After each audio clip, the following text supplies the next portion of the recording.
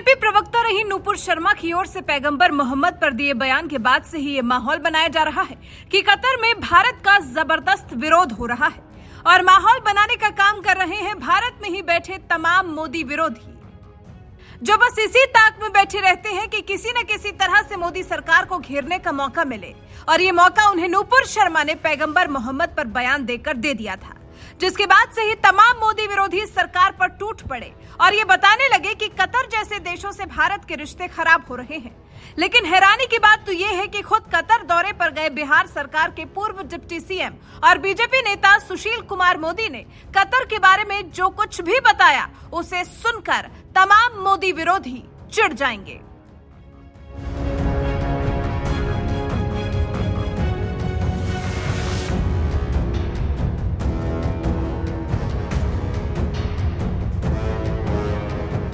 दरअसल 26 मई को नूपुर शर्मा ने पैगंबर मोहम्मद के बारे में कुछ ऐसा बोल दिया था, जिसके बाद से ही भारत के साथ साथ अरब देशों में भी बवाल मच गया था। और इसी बवाल के बीच देश के उपराष्ट्रपति 4 जून को कतर देश के दौरे पर गए हुए थे। इसी दौरान उनके साथ बिहार के पूर्व डिप्टी सीएम और बीजेपी सांसद सुशील कुमार मोदी भी गए हुए थे। और वहां से लौटने के बाद उन्होंने नूपुर शर्मा के बयान को लेकर कतर के माहौल के बारे में अपनी बात सोशल मीडिया प्लेटफॉर्म ट्विटर पर रखी।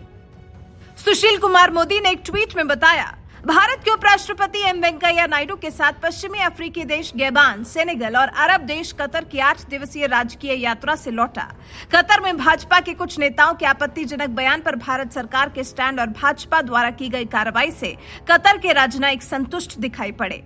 कतर से लौटे बीजेपी सांसद सुशील कुमार मोदी का यह बयान बता रहा है कि नूपुर शर्मा के विवादित बोल को लेकर कतर में थोड़ी नाराजगी तो थी, लेकिन जिस तरह से बीजेपी ने पहले नूपुर शर्मा को पार्टी से 6 साल के लिए सस्पेंड किया और फिर सरकार ने भी अपनी सफाई दी, उससे कतर के राजनयिक संतुष्ट नजर आए। और फिलहाल अब कतर के भारत से नाराज होने जैसी कोई बात नहीं है। यानी जो लोग इस मुगालते में है कि भारत और कतर के रिश्ते खराब हो गए हैं, उन्हें यह सुनकर एक बार तकलीफ तो जरूर हुई होगी कि भारत सरकार की कार्रवाई से कतर संतुष्ट है और फिलहाल दोनों देशों के रिश्ते पहले की तरह मजबूत हैं। इतना ही नहीं, उपराष्ट्रपति वेंकैया नायडू ने कतर से ये मांग भी की है कि भारत के लोगों के लिए पूजा स्थल और दाह संस्कार के लिए सरकार जमीन उपलब्ध करवाए। इस बारे में सुशील कुमार मोदी ने एक ट्वीट में बताया, उपराष्ट्रपति नायडू ने कतार के प्रधानमंत्री से आग्रह किया कि भारतीयों के पूजा स्थल और दाह संस्कार के लिए भूमि प्रदान करें।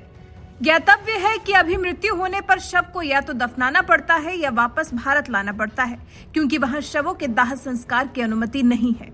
आपको बता दें, मुस्लिम देश कतार में शवों को दफनाने की परंपरा है, जिसकी वजह से कतर में रह रहे भारत के हिंदू धर्म के लोगों को किसी की मृत्यु हो जाने पर शव वापस भारत लाना पड़ता है या फिर वहीं दफनाना पड़ता है। और हिंदू धर्म में शवों को दफनाने की परंपरा नहीं है। ऐसे में अगर भारत की मांग पर कतर अपने यहाँ शवों के दाह संस्कार के लिए जमीन उपलब्ध करवा देता है तो ये भी भारत के लिए एक बड़ी बात होगी। बहरहाल ऐसे दौर में जब लोग एक तरफ जहाँ कतर को भारत का विरोधी बताने में जुटे हैं, तो वहीं दूसरी तरफ भारत और कतर रिश्ते मजबूत करने में जुटे हुए हैं। इस पर आपका क्या कहना है? कमेंट कर हमें अपनी राय जरूर बताएं।